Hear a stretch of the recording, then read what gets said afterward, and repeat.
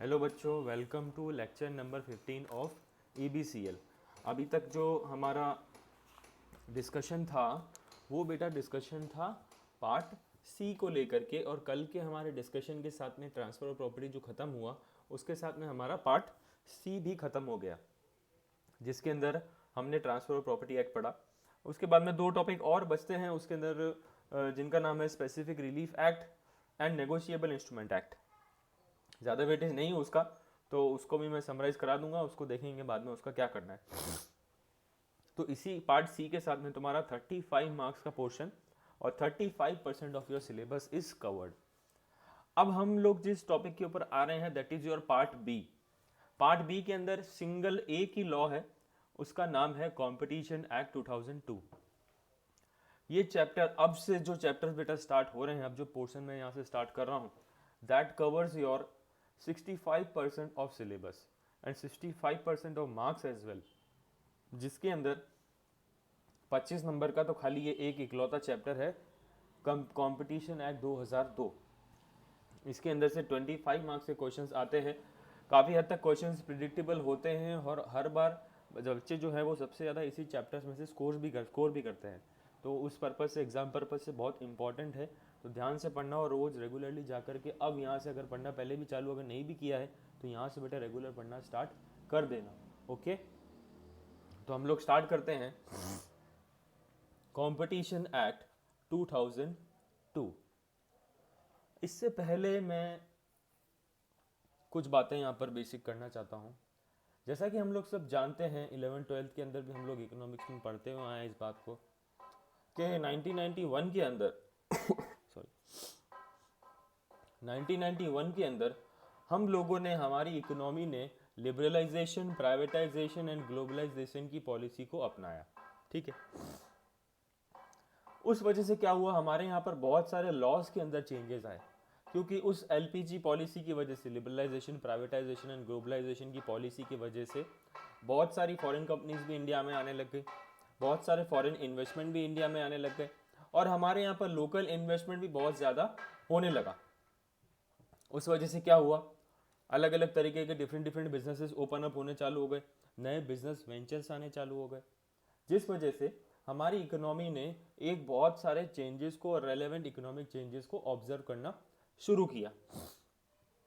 तो फिर क्या हुआ, अलग अलग जब बिजनेस आए तो कंपटीशन भी बढ़ने लग गया। पहले क्या था कि एक राशन की दुकान वाला था, वो मन मर्जी आए जो प्राइजेस चार्ज करता था, और क्योंकि उसकी मोनोपोली थी, ज़्यादा कोई कॉम्पीट उसको कर नहीं पाता था।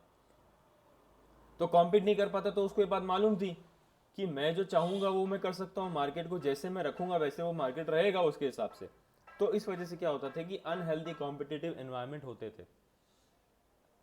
तो उसको एड्रेस करने के लिए हमारे यहाँ पर 1970s के अंदर एक लॉ बनाया गया, जिसका नाम था monopoly restrictive trade practices act 1969। तो monopoly restrictive trade practices act का मेन जो मोटिव था वो ये था कि वो सिर्फ मोनोपोली के ऊपर अपनी पावर्स को अप्लाई कर पाता था। तो वो मोनोपोली को कंट्रोल करने के लिए वो एक्ट रेलेवेंट था, और वही लॉ ऐसा था जो कि वहां से कंज्यूमर राइट्स और कंज्यूमर प्रोटेक्शन भी होता था, और वही लॉ आपका कंपटीशन लॉ को भी एक तरीके से गवर्न करता था। ठीक है, और वो इंडिया का सबसे पहला कंपटीशन लॉ भी था। बट जैसे जैसे टाइम बीतता गया 1991 तक तो चलो ठीक ठाक चलता रहा वो, क्योंकि उस समय हमारी बिजनेस पॉलिसी के साथ में वो सिंक्रोनाइज था। लेकिन 1991 के बाद में जैसे पॉलिसी आना चालू हुई, MRTP एक्ट की जो स्ट्रेंथ थी, जो उसकी ग्रिप थी इकोनॉमी के ऊपर, वो धीरे धीरे कम होना चालू हो गई। क्योंकि मैं एक फिगर अगर तुमको बताऊं, MRTP एक्ट के अंदर उनको ये चीज़ इंश्योर करने के लिए इस लॉ को ये बोला गया था that there are 17 sectors which are reserved for the government companies, जहां पर सिर्फ गवर्नमेंट कंपनीज ही काम कर सकती हैं, ऐसे 17 सेक्टर रिजर्व किए गए थे। और ये बात MRTP इंश्योर करता था कि इन 17 सेक्टर्स के अंदर और कोई भी कंपनीज नहीं आए, खाली गवर्नमेंट कंपनीज ही वहां पर काम करें। और खाली 13 सेक्टर्स ऐसे थे जो कि प्राइवेट सेक्टर के लिए को बोल रखा था कि आप भी इसके अंदर बिजनेस कर सकते हो। तो इतना रेस्ट्रिक्टिव वे के अंदर बिजनेस उस समय होता था pre 1991। Pre liberalisation and post liberalisation, 2 period के अंदर इसको बांटा गया। बहरहाल फिर 1991 के अंदर पॉलिसी आई, तो एमआरटीपी एक्ट का जो यहाँ पर मोटिव था इस चीज़ को रोकने का, वो धीरे धीरे डाइल्यूट होना शुरू हुआ। लेकिन फिर भी हम उसको चलाते रहे। एक्ट धीरे धीरे कमज़ोर होता गया। मोनोपोली प्रैक्टिसेस को ही कंट्रोल करने के लिए ये एक्ट रिस्पॉन्सिबल था। अदरवाइज जो मार्केट में एंटी कॉम्पिटिटिव एक्टिविटीज़ हो रही थी वो कंटिन्यूसली इस एक्ट के होते हुए भी चलती रहीं, क्योंकि ये एक्ट सिर्फ मोनोपोली को रेस्ट्रिक्ट करता था। ठीक है, क्योंकि ऑब्वियसली बात है ये गवर्नमेंट कंपनीज की मोनोपोली को प्रोटेक्ट करने के मकसद से बनाया गया था। प्राइवेट को तो ये रेस्ट्रिक्ट करता था, रेगुलेट करता था और कंट्रोल करने की कोशिश करता था कि कहीं को इनकी गलती से एक प्राइवेट कंपनीज की किसी की मोनोपोली नहीं हो जाए। तो बेसिकली घुमा फिरा करके इसका जो मोटिव था वो सिर्फ और सिर्फ इसी बात पर था कि भैया हमको तो मोनोपोली को कंट्रोल करना है और ट्रेड को रेस्ट्रिक्ट करते हुए चलना है ताकि प्राइवेट सेक्टर आगे नहीं बढ़ सके। अब बात सोचने वाली यहाँ पर यह है कि 1991 के लिबरलाइजेशन के मेजर्स के बाद में सारी कहानी उल्टी हो गई। अब उसके बाद में इसीलिए ये एक्ट धीरे धीरे कमज़ोर होता चला गया। धीरे धीरे फिर भी हमने इसको अमेंडमेंट के थ्रू जैसे जैसे चलाया, लेकिन उसके बाद में भी ये पूरी हमारी प्रॉब्लम्स को सॉल्व नहीं कर पाया। एंटी कॉम्पिटिटिव एक्टिविटीज़ होती थी, फ्री मार्केट नहीं हो पाया, फेयर कंपटीशन नहीं था मार्केट में, कंज्यूमर्स को बेवकूफ़ बनाया जाता था बहुत ही एडवर्टाइजमेंट्स जो दिखाए जाते थे बहुत ओवर एग्जैजरेट करके दिखाए जाते थे, बढ़ा चढ़ा करके झूठ बोला जाता था एडवर्टाइजमेंट के अंदर, तो वो सारी प्रॉब्लम सॉल्व नहीं हो पाती थी। तब जा करके कहीं हमने 2002 के अंदर कंपटीशन एक्ट की शुरुआत करी। तब 2002 के अंदर कंपटीशन एक्ट 2002 लेकर के आया गया, जिसका बेसिक पर्पस यही था to ensure free and fair competition in the market to prevent practices having adverse effect on competition। बहुत important word है, to prevent practices having adverse effect on competition। रट लेना इस लाइन को, नींद में से कोई उठा के पूछे तो भी ये लाइन याद होनी चाहिए, having adverse effect on competition। ये जो इस एक्ट का ऑब्जेक्टिव है पूरी इसी लाइन के ऊपर ये एक्ट काम कर रहा है और आज भी कर रहा है। ऐसी कोई भी बिजनेस प्रैक्टिस, ऐसा कोई भी बिजनेस को करने के लिए किया गया काम जिससे पूरे मार्केट के ऊपर एडवर्स इंपैक्ट आता है, in simple language that will be considered to be as having adverse effect on competition. एक इसका बेसिक फंडामेंटल ये भी बोलता है कि मार्केट के अंदर फ्री ट्रेड होना चाहिए, हर आदमी को व्यापार करने का अधिकार है। ये हमारा कॉन्स्टिट्यूशन भी बोलता है कि every person is eligible to earn his livelihood, वो अपनी रोजी रोटी खुद चला सके, इतना उसको एनवायरनमेंट बाजार में मिलना चाहिए। ऑब्वियसली बात है मिलना चाहिए, उसको भी तो जिंदा रहने का हक है। अब अगर मार्केट के अंदर एंटी कॉम्पिटिटिव मेजर होंगे तो क्या होगा, एक एग्जाम्पल देता हूँ छोटा सा।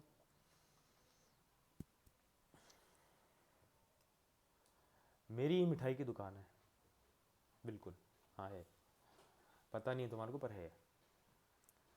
मेरी मिठाई की दुकान बहुत चलती है, बहुत मतलब बता नहीं सकता कितनी, भावनाएं नहीं है मेरे पास बताने के लिए कितनी चलती है। ठीक है, अच्छी बात है।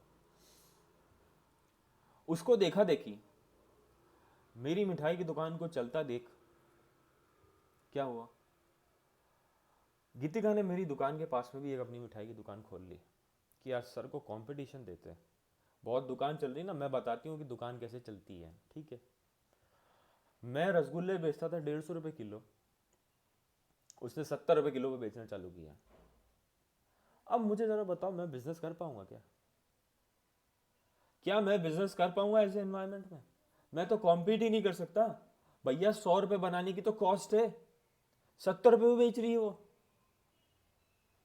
This is known as anti competitive measures,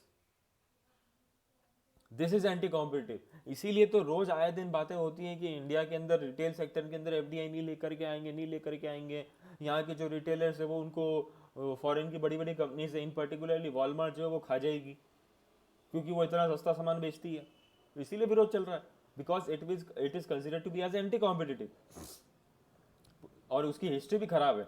जिस जिस कंट्री के अंदर वो गई है बिजनेस करने, वहाँ के लोकल बिजनेसेस को, लोकल सेक्टर्स को, लोकल मार्केट को उसने खराब ही किया है. सो दिस इज एंटी कॉम्पिटिटिव. ऐसा कोई भी नहीं कर सकता. आप कॉस्ट से भी कम पर बेच रहे हो, it is a type of a measure that a person is taking to damage the market. Amazon के ऊपर भी कंटिन्यूसली यही एलिगेशन लगाए जाते हैं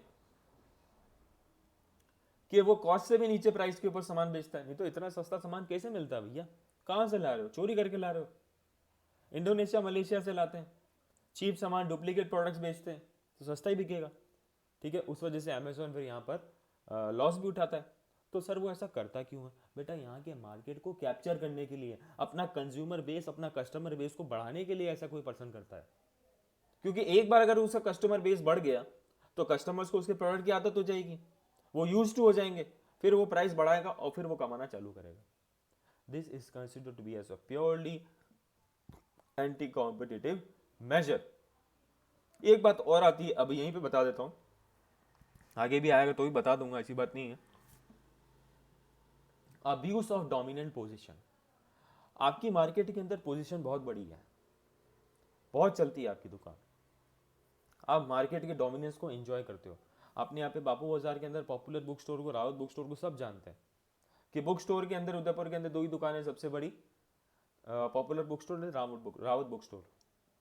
इन दोनों ने मिलकर के साठ गांठ कर ली कि यार हमारे यहाँ पर तो किताबें सारी, उदयपुर की 99% किताबें हम ही बेचते हैं और हमारे यहाँ पर ये सारी किताबें मिलती हैं. किताबें महंगी बेचो, जानबूझ करके शॉर्टेज करो और महंगी बेचो. इन्होंने क्या किया? अपनी डोमिनेंट पोजीशन का गलत इस्तेमाल करना, अपनी मार्केट की स्ट्रॉन्ग पोजीशन का गलत इस्तेमाल करना. This is known as abuse of dominant position and this is considered to be as a anti competitive measure. आप ऐसा नहीं कर सकते. अगर आपने ऐसा किया तो यहाँ पर कंपटीशन कमीशन आपके ऊपर कार्रवाई करेगा और आपको पीनलाइज किया जाएगा. यहाँ पर आपके ऊपर हैवी पेनल्टीज लगाई जाती है कंपटीशन लॉ के अंदर. मेनली ये जो कार्टेलाइजेशन होता है, कुछ कंपनी जो होती हैं स्पेसिफिक इंडस्ट्रीज की, सबसे ज़्यादा बदनाम इसके अंदर सीमेंट इंडस्ट्रीज है. सीमेंट का क्या है, सबकी सीमेंट की सबकी रेट एक जैसी होती है. सारी सीमेंट कंपनियां मिल गई और उन्होंने ये बोला, एक एग्जांपल दे रहा हूँ, सारी सीमेंट की कंपनीज मिल गई, उन्होंने बोला कि यार सब एक साथ मिल करके प्राइस बढ़ाते हैं. 250 रुपये मार्केट में एक बैग का प्राइस है, हम 300 रुपये कर देते हैं, जो भी प्रॉफिट हम कमाएंगे मिल बांट के खा लेंगे. सब ने मिल करके कार्टल बनाई, एक टीम बनाई और मिल करके प्राइस बढ़ाया. आप मार्केट को खराब करने की, डैमेज करने की कोशिश कर रहे हो. You are abusing your customers and your customer base. आप कंज्यूमर्स को नुकसान पहुंचाने की कोशिश कर रहे हो through your competitive power and cartelisation. This is anti competitive. आप ऐसा नहीं कर सकते हो. ठीक है, तो इन्हीं सब चीजों को यहाँ पर कॉम्पिटिशन लॉ आइडेंटिफाई करने की कोशिश करता है और रोकने की भी कोशिश करता है. सो आई गेस यहाँ पर जो मैंने बेसिक बात जो मैं समझाना चाहता था वो तुमको फंडामेंटल इसका समझ में आ गया होगा. अभी मैं आगे बढ़ता हूँ इस टॉपिक के अंदर. क्या हम लोग इसके अंदर पढ़ेंगे और ये लॉ के अंदर एंटी कॉम्पिटिटिव मेजर्स क्या होते हैं और ये किस तरीके से एंटी कॉम्पिटिटिव मेजर्स को रेस्ट्रिक्ट करने की कोशिश करता है और क्या क्या स्टेप्स इस लॉ के अंदर लिए गए हैं वो यहाँ पर हम लोग जानने की कोशिश करते हैं. चलिए, अब ये इंट्रोडक्शन वाला पार्ट तो बेटा तुम लोग पढ़ लेना. इंट्रोडक्शन तो मैंने 12 मिनट 13 मिनट का दे दिया है यहाँ पर, तो ये तुम सेल पढ़ लोगे तो बात समझ में आ जाएगी. अब MRTP एक्ट के अंदर भी आ जाता हूँ मैं. MRTP Act, otherwise known as Monopolistic and Restrictive Trade Practices Act, was the first time ever competition law in India, जैसा कि मैंने अभी भूमिका के अंदर बताया भी, that came into force in the year 1970. However, it underwent amendment in different years. It aimed at controlling and regulating centralization of economic power, controlling monopolies, restrictive unfair trade practices and prohibit monopolistic activities. तो तीन ही मकसद थे और सारे के सारे मकसद जो इसके ऑब्जेक्टिव्स है वो किससे रिलेटेड है? मोनोपोली. बस बाकी सब चीज़ों पे आंख बंद कर लेता है ये. अब इसको यहाँ पर अगर इन्होंने समराइज करने की कोशिश करी है तो ये मोनोपोलिस्टिक प्रैक्टिसेस क्या है? Charging unreasonably high prices, policy the lessons existing in potential competition को डैमेज करने की आप कोशिश करो through monopoly, restricting capital investment and technical development. कोई कैपिटल इन्वेस्टमेंट नहीं करना, कोई टेक्निकल डेवलपमेंट नहीं करना. हमारी मोनोपोली है, क्या है, लोगों को पता है कि यार इसके अलावा और कोई ऑप्शन ही नहीं हमारे पास खरीदने का किसी से, तो जैसा बेचेंगे लोग खरीदेंगे. ये बात मोनोपोलिस्टिक पर्सन जानता है. कि जो मैं चीज़ बेचूंगा वो लोग खरीदेंगे। तो काय का टेक्नोलॉजिकल डेवलपमेंट, फिर तो वो तो टोटली कॉस्ट कटिंग पे और क्वालिटी कटिंग के ऊपर आ जाएगा। फिर क्यों वो नई टेक्नोलॉजी के अंदर पैसा थोड़ी लगाने वाला है, नहीं लगाएगा। So other than next point is restrictive practices. So the act that prevents, distort or restrict competition comes under restrictive practices. These are adopted by a few dominant firm जिनकी मार्केट के अंदर बहुत बड़ी डोमिनेंट पोजीशन है, जैसा मैंने भी बताया, popular book store, Rawat book store, with agreement to hinder the growth of competition called as cartelisation. Cement company का एग्जांपल दिया मैंने, एग्जांपल में लिख देना सीमेंट इंडस्ट्री. क्या करा, मिलकर साठ-गांठ बना ली, यार अपन मिल करके रेट डिसाइड करते हैं, उसी रेट पे बेचेंगे, जो भी एक्स्ट्रा प्रॉफिट हम दोनों को होगा मिल बांट के बांट लेंगे. ठीक है. तो रेस्ट्रिक्टिंग द सेल और purchase of goods to be from specified person, आपने बोल दिया कि यार खाली इसी पर्सन से खरीदना है माल तुमको, और किसी से नहीं खरीद सकते. मेरा यहाँ पर पाव भाजी का ठेला है, ठीक है, पाव भाजी के ठेले के अंदर मुझे पाव खरीदने की ज़रूरत पड़ती है, और मेरे ऊपर ये प्रेशर डाला जा रहा है कि आप खाली इसी पर्सन से पाव खरीदोगे, किसी से नहीं खरीद सकते. यार मेरे ऊपर रेस्ट्रिक्शन लगा रहा है, मैं क्यों खरीदूँ, महंगा देता है, सस्ता दे रहा, वहाँ से लूँगा ना, मेरी इनपुट कॉस्ट कम आएगी जिसमें वहाँ से लूँगा. नहीं, ऐसा नहीं किया गया. आपके साथ में ज़बरदस्ती मार्केट के अंदर ऐसी सिचुएशन पैदा की गई कि आप एक ही पर्सन से खरीदने के लिए मजबूर हो गए. सॉरी, ठीक है, ये भी एक तरीका होता है. दूसरा होता है tie and sale, that is forcing the customer to purchase a product so as to purchase another product. बताओ, ऐसा लालच आपको दिया कि ये पर्टिकुलर पेंसिल अगर मुझे खरीदनी है तो मुझे ये बुक खरीदनी पड़ेगी, है?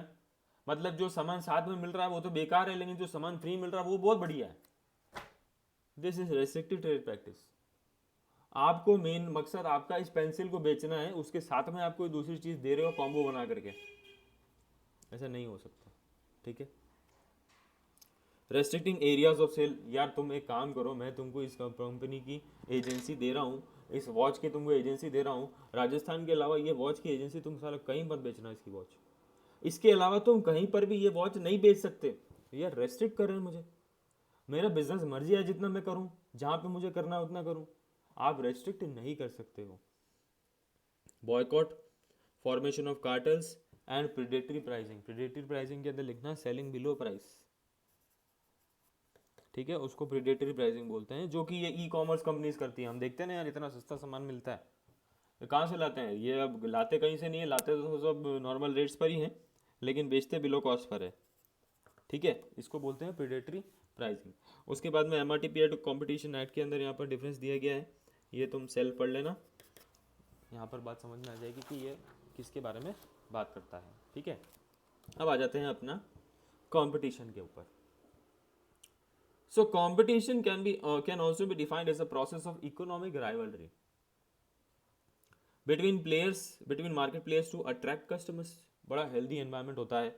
आज ड्राई फ्रूट्स की दुकान पर जाओ लेने कोई ड्राई फ्रूट, और ड्राई फ्रूट का पूरा मार्केट है, जैसे फॉर एग्जांपल उदयपुर में ड्राई फ्रूट का कोई मार्केट है, वहाँ पर कोई तुम ड्राई फ्रूट लेने गए, तो वहाँ पे एक हेल्दी कॉम्पिटेटिव एनवायरनमेंट है, बहुत सारी दुकानें हैं जहाँ पे सही मिलता है, अच्छा मिलता है, वहाँ से जाकर के लो. अब कोई दुकानदार एक तो अच्छा भी दे रहा है और बहुत ही ज़्यादा सस्ता दे रहा है सबसे, ठीक है, 150-200 रुपये अगर भाव है तो, और 50 रुपये में दे रहा है, दैट इज एंटी कॉम्पिटेटिव. यार थोड़ा बहुत फर्क समझ में आता है, लेकिन आप तो बिल्कुल ही मार्केट को डैमेज करने के ऊपर लग गए, तो ये चीज़ पॉसिबल नहीं है. ठीक है, आप ऐसा नहीं कर सकते, that will be considered to be as anti competitive. पर हर चीज़ एंटी कॉम्पिटेटिव नहीं होती है. तुम ये बोलोगे सर ऐसा होता भी तो है, हमने तो देखा है, बेटा होता है, लेकिन उससे बहुत बड़े मार्केट के ऊपर इम्पैक्ट नहीं आता, बहुत बड़े कंज्यूमर बेस के ऊपर उससे इम्पैक्ट नहीं आता, उससे पूरी इकोनॉमी के ऊपर इम्पैक्ट नहीं आता है. क्योंकि अल्टीमेटली कोई पर्सन अगर ऐसा करेगा भी छोटे से मार्केट के अंदर, तो दूसरे प्लेयर्स जो हैं वहाँ पर वो उसको डोमिनेट कर देंगे और उसको बाजार से बाहर निकाल देंगे, वो अपने आप ही थोड़े दिन के अंदर खराब बंद हो जाएगा. ठीक है, लेकिन जब बड़े लेवल पर, इकोनॉमिक लेवल पर होता है, इकोनॉमिक इंपॉर्टेंस के लेवल पर होता है, तब यहाँ पर ये चीज़ आपको करने के लिए इस तरीके का कोई भी कदम अगर आप उठाओगे तो हाथों हाथ वो सारी बातें कंपटीशन एक्ट और कंपटीशन कमीशन को मालूम पड़ जाएगी और आपके ऊपर लीगल एक्शन ले लिया जाएगा. इसके लीगल पॉइंट पे भी हम थोड़ी देर बाद में जब नेक्स्ट टॉपिक्स आएंगे उसके अंदर बात करेंगे कि कंपटीशन कमीशन से आपको मर्जर एक्विजिशन के केस के अंदर भी परमिशन लेनी पड़ती है. चलो बात आई गई है तो समझाने के लिए यहाँ पे मैं डिस्कस कर ही देता हूँ। मान लो दो कंपनीज हैं इंडिया के अंदर टेलीकॉम की सबसे बड़ी, एक तो है एयरटेल और दूसरी है जियो, मान लो क्या है ही है।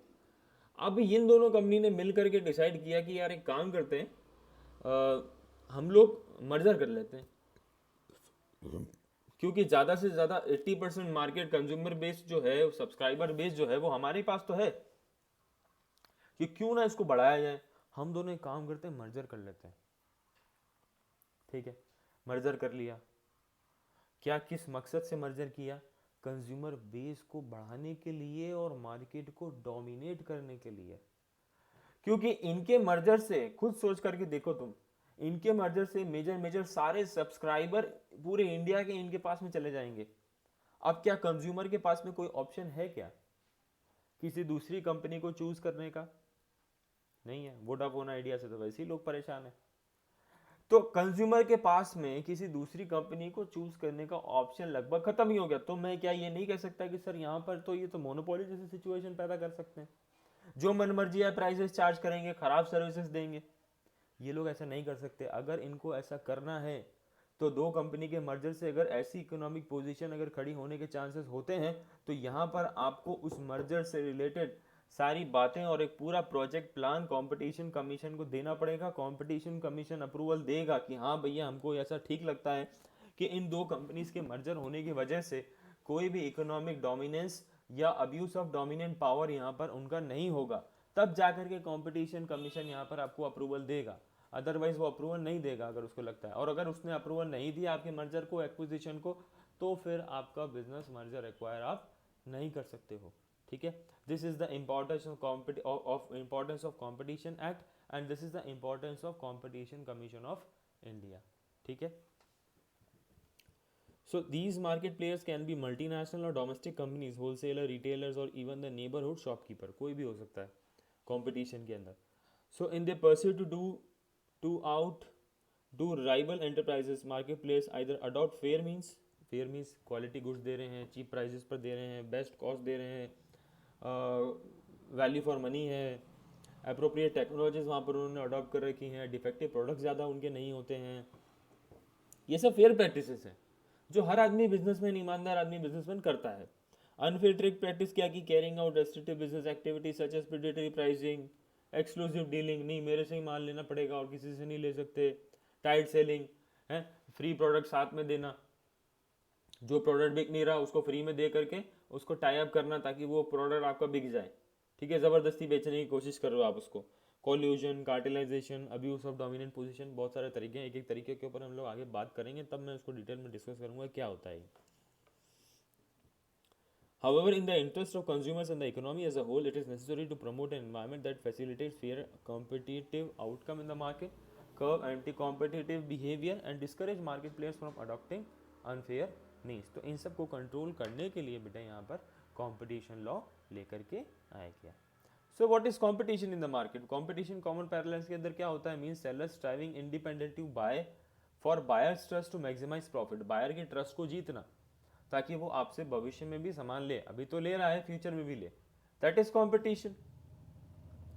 A buyer prefers to buy a product at a price that maximizes benefits, whereas the seller prefers to sell the product at a price that maximizes his profit. That is the most simple and a most rational definition and explanation of a competition. Buyer उसी से सामान खरीदेगा जहां से उसको सबसे सस्ता और सबसे अच्छा मिले, सेलर उसी रेट पर सामान बेचेगा जहां पर उसको मैक्सिमम प्रॉफिट हो और मैक्सिमम कस्टमर सेटिस्फैक्शन हो सके। This is the most healthy definition of a healthy competition. ठीक है, अब मार्केट के अंदर कंपटीशन की इंपॉर्टेंस क्या है? तो इसमें जो लिखा है वो तो तुम पढ़ ही लेना, मैं थोड़ा सा अपने तरीके से इसको समझाना चाहता हूँ। मार्केट में आज की डेट में खाली एक ही दुकान है अपने इसकी गारमेंट्स की, फॉर एग्जांपल गारमेंट्स की सिर्फ एक ही दुकान है। अब वो दुकानदार, एक ही दुकान है तो लिमिटेड वैरायटी है, कस्टमर्स को लिमिटेड चीज़ें मिलती हैं, महंगे प्राइस वगैरह पे तो कुछ भी नहीं बेच रहा है वो, मैं उस पॉइंट को अभी इसके अंदर लेकर के नहीं आ रहा हूँ, लेकिन उसके पास में कोई ज़्यादा वैरायटी नहीं है। जो वैरायटी है लोग उसी से वही ले जाते हैं, ज़्यादा कुछ पहनते नहीं है, उनके पास में कोई ऑप्शन नहीं है। लेकिन ऐसी जगह पर जा करके मैं अपनी अगर एक दुकान लगाऊं तो कंज्यूमर्स को क्या मिलेगा, ऑप्शन मिलेगा। वो दुकानदार भी देखेगा यार दूसरा जना आ गया है और ये वो वैरायटीज़ रख रहा है कपड़ों की जो मेरे पास में नहीं है, वो भी रखना चालू करेगा। फिर मैं प्राइस के ऊपर आऊँगा, मैं यहाँ पर सस्ती रेट्स के अंदर बेचना चालू करूँगा, वो देखेगा यार ये भी सस्ता बेच रहा है, मेरे को भी थोड़ी रेटें तो कम करनी पड़ेंगी। तो इससे हो क्या रहा है, इससे बेनिफिट किसको मिल रहा है अल्टीमेटली, इससे बेनिफिट मिलता है कंज्यूमर्स को। क्योंकि अगर ये सिचुएशन नहीं होती तो कंज्यूमर को ना तो यहाँ पर रेट का बेनिफिट मिलता, ना बेटर क्वालिटी ऑफ चॉइसेस मिलती, और हो सकता है कि आगे आने वाले भविष्य में वो प्राइसेस बढ़ा करके यहाँ पर कंज्यूमर्स को एक्सप्लॉइट करने की भी कोशिश करता। लेकिन ऐसा नहीं हो पाया। क्यों नहीं हो पाया? क्योंकि मैंने वहां पर दुकान लगा दी, तो मेरी दुकान लगने की वजह से उसके मन में डर पैदा हुआ। This is known as competition. ये कंपटीशन है और इसका होना मार्केट में ज़रूरी इसीलिए है ताकि कंज्यूमर्स को एक्सप्लॉइट ना किया जा सके, उनको बेटर कंज्यूमर चॉइसेस वो कर सकें और उनको बेटर प्राइसेस के ऊपर गुड्स एंड सर्विसेज मिल सकें, उनकी डिमांड फुलफिल हो सके, उनके अंदर एक मोटिवेशन हो गुड्स को खरीदने का, wide range of goods and services उनको ऑफर की जाएं और क्वालिटी ऑफ और प्रोडक्ट्स उनके इम्प्रूव हो। जिससे क्या होगा, ये सारी चीज़ें मिल करके जो मैंने अभी बोला क्या इम्प्रूव होगा, एक पर्सन का लिविंग स्टैंडर्ड इम्प्रूव होता है। लिविंग स्टैंडर्ड इंप्रूव होता है, उसकी परचेसिंग पावर बढ़ती है, परचेसिंग पावर बढ़ती है तो वो खर्चा ज़्यादा करता है, एक्सपेंडिचर ज़्यादा होता है तो क्या होता है, हमारी इकोनॉमी के अंदर प्रोडक्शन भी फिर ज़्यादा होगा, क्योंकि लोग ज़्यादा खरीदेंगे तो फटाफट चीज़ें कंज्यूम होनी चालू होगी और प्रोडक्शन भी ज़्यादा होगा। So this is the importance of competition in a particular market in a micro level and as well as at a micro level for the whole economy. बात समझ में आई? पूरी चेन ऑफ एक्टिविटीज इसके अंदर मैंने तुम्हें अभी बताई, जिस वजह से हमारा यहाँ पर कंपटीशन इतना इंपॉर्टेंट है मार्केट के लिए। यही अगर सर आप अगर उल्टी बात करें तो बेटा, उल्टी बात अगर इसके अंदर मैं करूं तो सेंट्रलाइजेशन अगर इसका हो जाए, कोई कंपटीशन नहीं है मार्केट के अंदर, एक ही आदमी सामान बेच रहा है, जो बेच रहा है जो चाह खरीद लो, महंगा भी बेच रहा है, तो क्या होगा, सेंट्रलाइजेशन ऑफ मनी होगा। वो पैसा बढ़ाएगा भी तो भी लोग उसको पैसा देंगे, सारा पैसा सारी इकोनॉमिक पावर एक ही पर्सन के पास में चली जाएगी। अब एक पर्सन के पास में जाएगी तो वो पूरे मार्केट को कंट्रोल करने की कोशिश करेगा, ठीक है, किसी को भी उस बिजनेस के अंदर आने नहीं देगा, मोनोपोली बनाएगा अपनी, और मोनोपोली के अंदर कोई भी दूसरा बिजनेस आसानी से एंटर नहीं हो सकता। तो क्या होगा, यहाँ पर आपकी इकोनॉमी भी डैमेज होगी, लोगों को चॉइस भी नहीं मिलेगी, बिजनेस भी डैमेज होगा और कंज्यूमर को कोई प्रेफरेंस भी नहीं मिलेगी गुड्स एंड सर्विसेज की, ठीक है। सो इसी के साथ हम आते हैं अपने अगले टॉपिक पर, जिसका नाम है purpose and objective of the competition act. 2002 दिसंबर के अंदर पास किया गया, जनवरी 2003 के अंदर इसको एसेंट मिली प्रेसिडेंट की और 31 मार्च 2003 से ये एक्ट इंडिया के ऊपर एप्लीकेबल हो गया। ओके, सो ऑब्जेक्टिव पढ़ते हैं आज। To prevent practices which have adverse effect on competition. पता है सर, एडवर्स इफेक्ट होगा जो कंपटीशन के ऊपर, उन प्रैक्टिसेस को आइडेंटिफाई करेगा और उसको रोकने की कोशिश भी करेगा। To promote and sustain competition, market में हेल्दी कंपटीशन कैसे बना रहे, इस चीज़ को कैसे इंश्योर करेगा ये।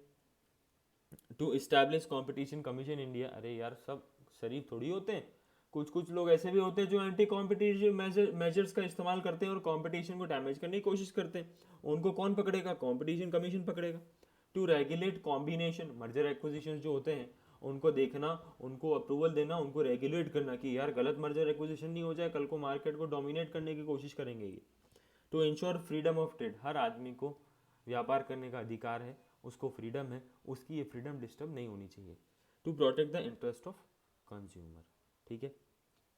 तो इसके बाद में डेफिनेशंस आएंगी, उसके बाद में कंज्यूमर की डेफिनेशन इसकी बड़ी इंटरेस्टिंग है, मैंने उस समय तुम्हें बताया भी होगा, तो हम लोग इसके अंदर कंज्यूमर की डेफिनेशन को भी अच्छे से पढ़ेंगे।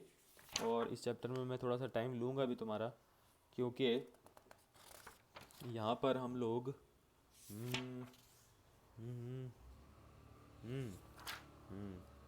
पेज नंबर 22 पे बेटा जो ये टॉपिक आ रहा है, ये प्रोसीजर पार्ट है, डायरेक्टर जनरल, उसके बाद में कंपटीशन कमीशन ऑफ इंडिया, ये इसकी अपॉइंटमेंट कैसे होती है, क्या होता है, प्रोसीजर क्या है इंक्वायरी का।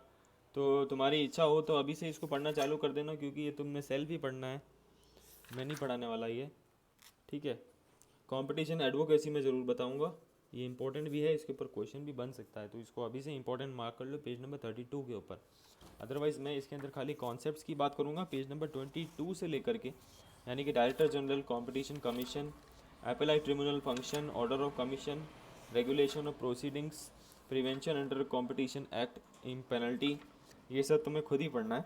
पेज नंबर 32 पे खाली मैं कंपटीशन एडवोकेसी के ऊपर आऊँगा। अदरवाइज़ इसके अलावा सारे टॉपिक्स हम लोग यहाँ पर क्लास के अंदर लाइव डिस्कस करेंगे। ओके, सो आज के लिए इतना बहुत है, इंट्रोडक्शन पार्ट है इसका, थोड़ा सा जा करके इसको आज पढ़ना। So till then bye bye, take care.